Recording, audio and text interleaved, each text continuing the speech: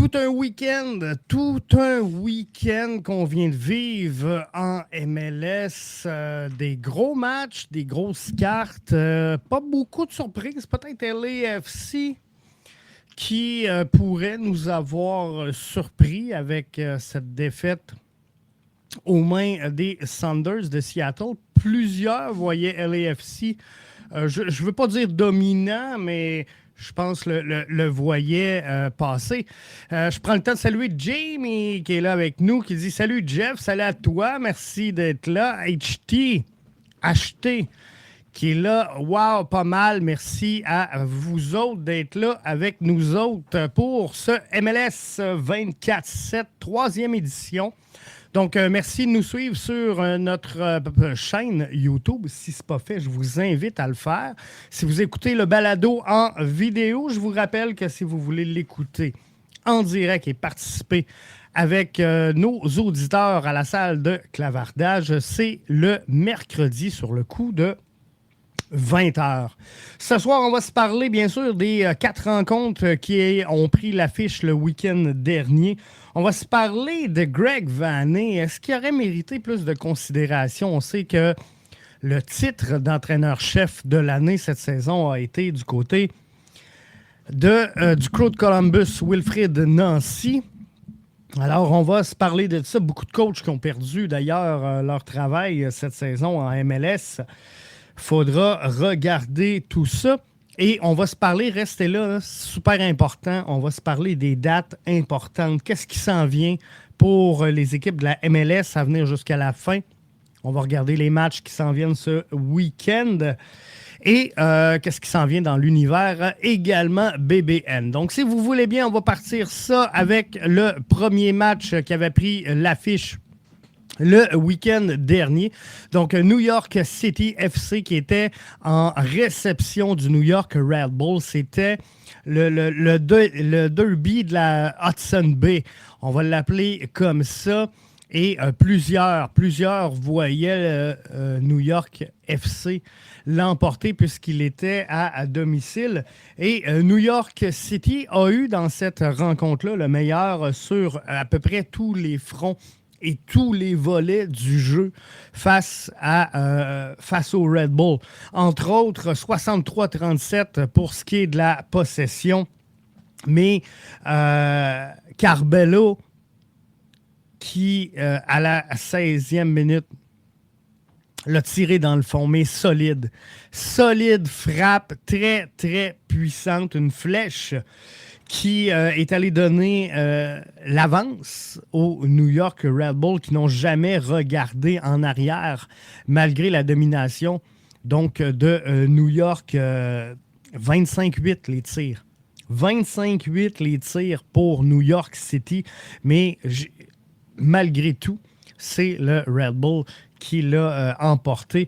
Van Zier, à la 25e minute, est venu sceller l'issue de cette rencontre-là en offrant un 2-0 au Red Bull. Puis Forsberg, après la rencontre, mentionnait, je pense que certaines personnes nous doivent des excuses. On a été sous-estimé longtemps cette saison, un peu, je ne veux pas mettre des mots dans sa bouche, mais grossièrement résumer les propos de Forsberg, c'est on a été sous-estimé. Maintenant, on est rendu où est-ce qu'on voulait et là, ils deviennent peut-être un peu les favoris de la conférence de l'Est. On va s'en parler un peu plus tard, le duel qu'il y aura dans l'Est, mais tout porte à croire que les Red Bull de New York pourraient avancer.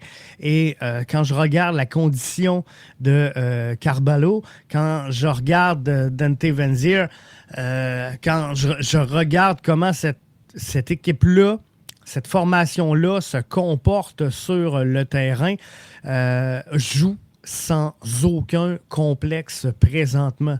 On a du gros soccer du côté de New York Red Bull et je pense que plus on s'en va, plus on avance, plus cette confiance-là se forge. Et on a vu des belles choses dans cette rencontre-là. Et lorsqu'on dit que c'est important d'avoir des joueurs qui sont en mesure de faire la différence dans un match, ben, on l'a compris. On l'a compris chez le New York Red Bull et c'est ce qu'on a fait, c'est ce qu'on a amené cette saison qui a fait en sorte qu'aujourd'hui, on se parle encore du New York Red Bull comme étant des aspirants au titre dans l'association de l'Est. Donc, ça va être intéressant de suivre le reste du parcours et de regarder comment ils composent avec la pression, comment ils composent avec l'adversité et l'adversaire. On n'a rien vu de spectaculaire dans le match les opposants à New York City FC. Ils ont fait le travail de façon quick, sans jamais prendre panique, même si, je vous le rappelle, ils ont été dominés dans tous les volets du jeu, mais ils ont resté calmes, ils ont resté clairs et ludiques, ils ont fait les bonnes choses, ils ont fait ce qu'il y avait à faire et ils ressortent donc du Citi Field avec cette victoire-là.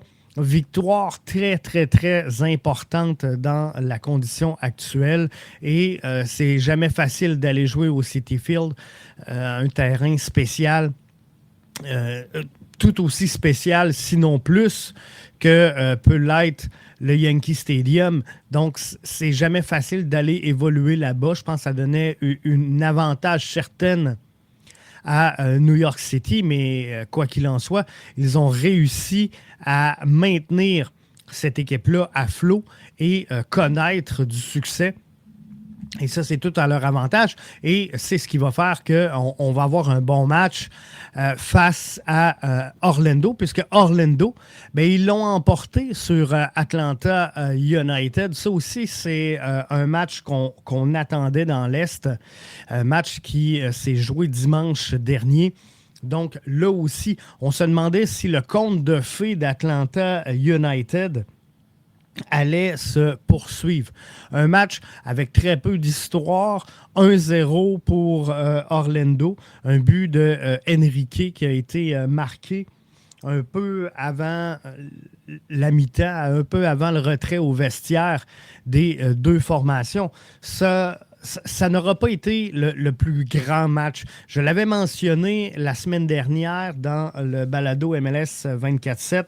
C'était possiblement la carte, je ne veux pas dire la moins intéressante, mais envers laquelle je posais le moins d'attente. C'est le match qui, sans dire me disait rien, c'est le match où je sentais qu'on allait avoir un match un peu plus compliqué, un peu plus difficile.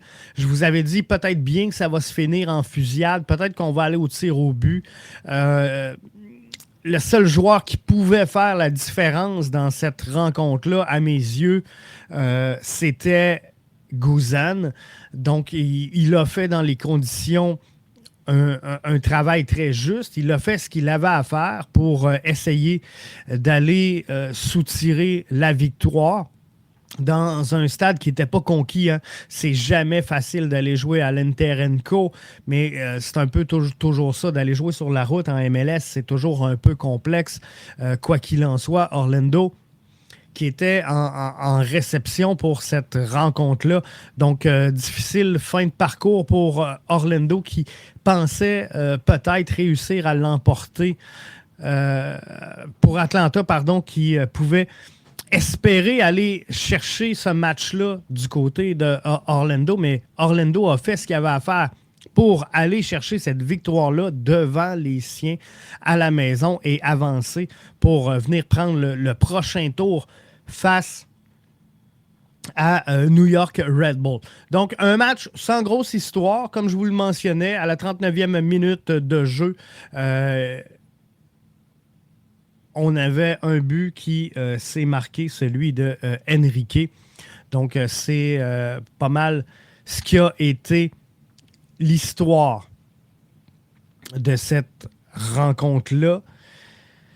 Et sinon, un match sans trop de saveur, un match sans trop d'éclat. Ça va être intéressant quand même de suivre ce que Orlando sera en mesure de proposer comme opposition à Forsberg et le New York Red Bull. On va s'en parler en toute fin d'émission. Je vois pas comment Orlando pourra être en mesure de venir vaincre New York Red Bull. Je vous avais mentionné dans l'avant-dernier balado que ma prédiction était le Red Bull face à LA Galaxy. J'ai toujours pas changé d'idée. Toujours pas changé d'idée. Jimmy nous dit des grosses surprises en MLS. Quand on est dans les séries, tout peut arriver, à moins d'une grande surprise. LA Galaxy remportera le trophée. Et c'est ce que je vois, Jimmy. C'est ce que je vois, moi aussi, se planer là-dessus. Et lorsque Jimmy nous parle de grosses surprises, Jimmy mentionne d'ailleurs Red Bull Galaxy en finale. Moi, c'est ce que j'observe. C'est ce que j'entrevois. Et j'entrevoyais dans l'Ouest, par contre, je vais être franc avec vous, une finale LA Galaxy, LAFC. C'est ce que j'avais dans ma ligne de mire. C'est ce que je m'attendais à voir, mais les choses ne seront pas tout à fait celles-là, puisque s'il y a une surprise qui est peut-être plus grosse, qui est peut-être plus importante dans les 4 rencontres qu'on a vécues le week-end dernier. 4 rencontres, soit dit en passant, tous ça le comble. Hein? Puis on aurait pu penser perdre de l'intérêt avec l'absence du Crew, avec l'absence de l'Inter de Miami, avec l'absence du FC Cincinnati. On aurait pu croire que les matchs seraient un petit peu moins intéressant, mais c'est pas ce qu'on a observé. Et dans les surprises qu'on a eues le week-end dernier, je pense que la plus grosse est sans aucun doute LAFC face à Seattle. Je pense que plusieurs voyaient ou entrevoyaient un LAFC qui aurait pu sortir gagnant de cette rencontre-là, mais ça n'a pas été nécessairement ça. LAFC, qui avait quand même une bonne entame de match. LAFC, qui avait fait à peu près tout ce qu'il faut pour mettre cette rencontre-là, ce match-là, hors de portée des Sounders de Seattle. Donc, on avait essayé de prendre les devants. On avait les partisans avec nous du côté de LAFC. Donc, tout était en place pour que ça avance, pour que ça fonctionne. Jimmy nous dit LAFC, ses stars se sont frottés à une équipe qui sait très bien gagner en série. Ils ont de l'expérience. Et c'est un point que j'ai ramené beaucoup dans le balado dans les dernières semaines. Cette fameuse expérience-là. Et elle n'est pas que sur le terrain, elle n'est pas que internationale. On aurait pu croire qu'avec un Olivier Giroud, on allait aller de l'avant. Mais Maxime Chanot, qui a marqué un contre son camp, quand même bien senti, bien dirigé, bien... Il va s'en vouloir. Il va s'en vouloir longtemps, Maxime Chanot, pour cette rencontre-là. Et ça l'a joué. Ça l'a joué sur le match tout au long de la rencontre. C'était difficile à partir de ce moment-là pour LAFC, malgré l'appui inconditionnel de la foule, malgré tout le bruit qu'il pouvait y avoir au stade, malgré toutes les tentatives de LAFC. Et on s'en parlait il y a quelques instants, l'expérience d'un Olivier Giroud. Mais lorsque Jimmy nous fait le commentaire, nous dit ils savent, les Sounders, ils savent comment gagner des matchs, ben c'est un peu ça. Olivier Giroud a été malheureusement un mauvais fit, un mauvais choix au sein de cet alignement-là cette saison. N'a pas réussi à venir s'encadrer, n'a pas réussi à venir créer un lien avec que ce soit Bouanga ou encore les autres. On a vu un Carlos Vela qui d'ailleurs ne sera pas reconduit, qui n'a pas été utilisé à toute fin pratique dans cette saison-ci pour le LAFC. Bref, il y a eu quelques mauvaises décisions et le LAFC se retrouve aujourd'hui au repos. C'est Jordan Morris qui est venu jouer les vedettes dans le temps ajouté. Il a fallu attendre à la 109e minute de jeu pour voir un gagnant dans cette rencontre-là, dans ce duel-là. Et il pouvait être content. Il pouvait être fier, Jordan Morris. Mais je rejoins tellement le commentaire de Jimmy sur lequel, l'expérience a servi, que l'expérience Olivier Giroud n'est pas encore terrible. J'ai hâte de voir. J'ai hâte de voir comment on va aller de l'avant avec le dossier Olivier Giroud la saison prochaine. Est-ce qu'on va essayer de mieux l'entourer? Est-ce qu'on va mieux l'utiliser ou on va adapter le schéma ou l'animation à un système qui va plaire ou qui va réussir à faire sortir de sa torpeur Olivier Giroud? Il faut dire que Giroud revenait de loin après une grosse blessure. Bouanga semblait moins performant depuis l'arrivée d'Olivier Giroud et j'y crois également. C'est une observation que j'ai fait moi aussi. Jamie nous dit, est-ce que Carlos Vela à Montréal, s'il croit? Non, pas trop. Non, pas trop. J'y crois pas. Je pense que ça sera une fin de parcours pour Carlos Vela en MLS. Ça m'étonnerait qu'on le voie ailleurs. Kai Kamara également fait partie des joueurs qui ne seront pas reconduits du côté de LAFC. Pour ce qui est LA Galaxy face au Minnesota United, quel match de fou. Quel match de fou on a eu. C'est la carte du week-end, on ne se le cachera pas. On s'attendait à une grosse performance du LAFC et c'est ce qu'on nous a servi et c'est allé très, très, très rapidement. On a ouvert la marque très, très tôt dans cette rencontre-là. Gabriel Peck qui trouve rapidement le fond du filet. 3 marqueurs, 6 buts.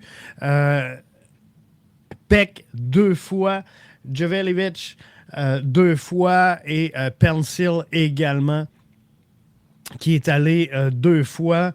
On a vu un Minnesota complètement dominé dans cette rencontre-là. 70-30 la possession en faveur du LA Galaxy. Jimmy nous dit non, mais quelle machine offensive, celle du LA Galaxy. Et c'est vraiment ça.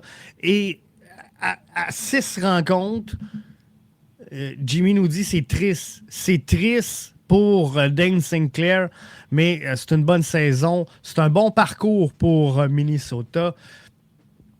Mince consolation pour Sinclair qui a arrêté un penalty. Donc, je pense que s'il y a une chose qui pouvait être bien, c'était ça. Diaz, qui a pris un rouge, n'a pas aidé du tout sa formation à la 82e minute de jeu. Mais c'était un peu l'histoire du match. Donc, complètement dominé.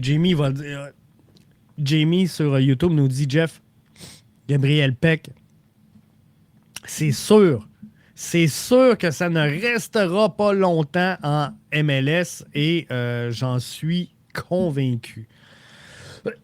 J'en suis convaincu. Je pense également que la jeune sensation, on va le dire comme ça, Gabriel Peck, sera pas longtemps. Ce sera pas longtemps au LA Galaxy, à moins qu'ils s'y plaisent et qu'ils ne veulent pas nécessairement plus. Parce que c'est un peu ce que je sens pour Riqui Puig. J'ai hâte de voir comment on va poursuivre ce dossier-là, mais je l'ai senti à l'aise avec le LA Galaxy. Je l'ai senti bien, je l'ai senti léger. Et je pense que ça va être comme ça. Jimmy nous dit avoir un joueur désigné à Montréal, je regarderais pour un bon joueur comme Push ou Almada. C'est exactement vers là que le CF Montréal devra s'enligner. On va s'en parler dimanche prochain sur le coup de midi dans le prochain podcast BBN. Donc sur le coup de midi le dimanche, on fait le tour de l'actualité du CF Montréal et on va regarder d'ailleurs, on va s'en parler tantôt, là, mais on va regarder la liste des disponibilités parce qu'elle sortait.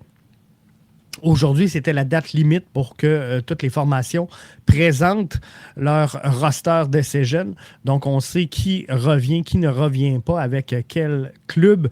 Donc, on va décortiquer tout ça dans le podcast BBN pour le CF Montréal, à savoir quelle équipe pourrait être, quel joueur pourrait être intéressant pour la formation. Quoi qu'il en soit, donc, le LA Galaxy l'emporte 6-2 sur Minnesota United. Et au-delà du match, au-delà du parcours de série, je vous rappelle que le LA Galaxy, c'est toute une machine. C'est toute une machine. 15 buts à venir jusqu'à maintenant en série d'après-saison. Pas dans la saison, pas dans les 10 derniers matchs. Dans les 3 dernières rencontres à son calendrier, c'est 15 buts.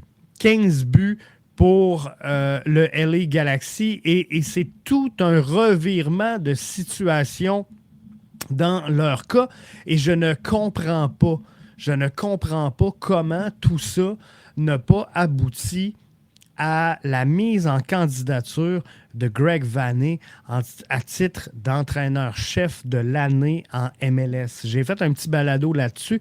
On sait que Wilfried Nancy est l'entraîneur-chef de l'année en MLS, mais si je regarde le revirement de situation au LA Galaxy. En 2023, l'affiche du LA Galaxy, c'est 8 victoires, 14 défaites et 12 matchs nuls pour 36 points. Un différentiel de moins 16. Et on s'en va à partir de là. On s'en va 2024. 19 victoires. C'est plus que le double. 8 défaites et 7 matchs nuls. Un total de 64 points versus là, les 36 de la saison dernière. C'est 28 points supplémentaires qui ont été ajoutés. Avec un différentiel de plus 19. Eux qui étaient à moins 16, c'est 35 points d'amélioration sur le différentiel. Pour ce qui est du LA Galaxy. Donc, j'ai vraiment de la difficulté à comprendre comment on a réussi à mettre de côté Greg Vanney, qui était même pas en nomination, qui n'était même pas en nomination cette saison. Jimmy dit qu'est-ce qui différencie le LAFC du LA Galaxy, selon toi? En toute franchise, la différence, selon moi, Jimmy, c'est qu'il y a moins de passagers au LA Galaxy. Je regardais le LAFC jouer et il manquait cette fameuse, un mot pour nos auditeurs assidus à Montréal, il manquait de grinta du côté du LAFC. On a vu des joueurs qui ont perdu sans nécessairement avoir la hargne sur le terrain. Et moi, où ce que j'entrevois la plus grande différence entre les deux, c'est là. Et le fait que le LA Galaxy a réussi à consolider son attaque. Et on l'a vu là, parce que Ricky Puig a été réduit au silence, alors que Peck, Jovelevic et Pencil ont su élever leur jeu d'un cran dans cette rencontre-là. Donc, peu importe ce qui se passe du côté du LA Galaxy, tu as toujours quelqu'un qui est prêt à prendre la relève. Du côté du LAFC, le week-end dernier, on a vu un Bouanga un peu timide et Giroud s'est pas levé. On n'a pas entré Carlos Vela. Bref, c'était très, très, très compliqué. Le LAFC, Jamie nous dit... on dirait un club med de Californie, ben, c'est un peu ça. Je pense qu'il y a des joueurs en fin de carrière, malheureusement, qui ont choisi le LAFC comme destination pour être, je ne veux pas dire loin des follow spots, mais laisser tomber un peu la pression et vivre dans l'intimité. On va le dire comme ça. Donc, je pense que c'est ce qui a fait la différence entre les deux formations. Rapidement, les dates gagnent importantes d'ici le prochain mois. Donc, en décembre, on s'en vient, là, il reste une couple de jours. Les clubs avaient jusqu'à aujourd'hui pour faire connaître leur liste de protection. Le 9 décembre, il y a une demi-journée d'échange. Donc, suite à un gel de 3 mois des effectifs, tous les clubs de la MLS pourraient commencer à ajuster leur line-up en effectuant des transactions avec d'autres équipes de la MLS. Cette fenêtre-là, elle dure une demi-journée. Le mercredi 11 décembre jusqu'au samedi 14, c'est la vitrine universitaire de la MLS. Donc, 5e édition du MLS Showcase à San Diego, un événement à huis clos qui va donner la chance à tout le monde de voir les meilleurs talents et les joueurs éligibles à la NCAA. Mercredi 11 décembre, c'est le repêchage d'expansion de San Diego. Les joueurs, pas les joueurs, mais les équipes ont jusqu'au 10 décembre pour fournir leur liste de joueurs protégés en vue de cette journée-là. Jeudi, le 12 décembre, c'est l'ouverture des agents libres. Donc, les clubs pourront engager des joueurs autres que les leurs qui sont éligibles, bien sûr, au poste d'agent libre en MLS. Les joueurs éligibles à l'agent libre, c'est les joueurs en fin de contrat dont l'option a été refusée en date du 27 novembre, qui ont au moins 24 ans et qui ont minimum 5 ans de service dans la MLS. Donc, cette liste-là va être disponible mardi, le 10 décembre. Jeudi, le 12, c'est les dérogations de fin d'année, donc un processus de ballottage qui est mené dans l'ordre inverse de la saison 2024. C'est ce qui se passe le 12 décembre. Vendredi 13 décembre, c'est le processus de réintégration. Donc, dans le commun des mortels, le Re-Entry Draft, étape 1, qui se déroule. Et jeudi, le 19 décembre, ce sera le processus de Re-Entry Draft, l'étape numéro 2. Donc, tous les joueurs non sélectionnés à l'étape 1 ne seront pas disponibles pour la sélection car les joueurs peuvent re-signer avec le club précédent entre les étapes ou peuvent se retirer donc du processus. Le 20 décembre, on termine avec ça. C'est le Super Draft 2025 de la MLS. 3 tours de sélection de joueurs. L'ordre est établi en prenant l'ordre inverse du classement du club à la fin de chaque saison MLS. Donc, en tenant compte des performances en série, San Diego détient le premier choix à chacun des tours qui seront là. Prédiction pour le tour suivant. LA Galaxy va l'emporter. New York Red Bull jusqu'à la fin. Ce sont mes observations pour cette rencontre-là, ces 2 rencontres-là du week-end. Donc, manquez pas ça. Grosse carte. Et dans l'univers BBN, notre prochain rendez-vous, la gang, c'est dimanche pour un balado BBN, dimanche midi. Manquez pas ça. On se parle du CF Montréal. On regarde la liste des joueurs disponibles à travers le circuit qui pourrait intéresser le CF Montréal. On va regarder tout ça en fonction du depth chart que je vous avais présenté dimanche dernier. Donc là-dessus, merci d'avoir été les nôtres et on se dit à mercredi prochain pour une autre édition d'MLS 24/7 alors qu'on connaîtra les finalistes de la MLS Cup 2024.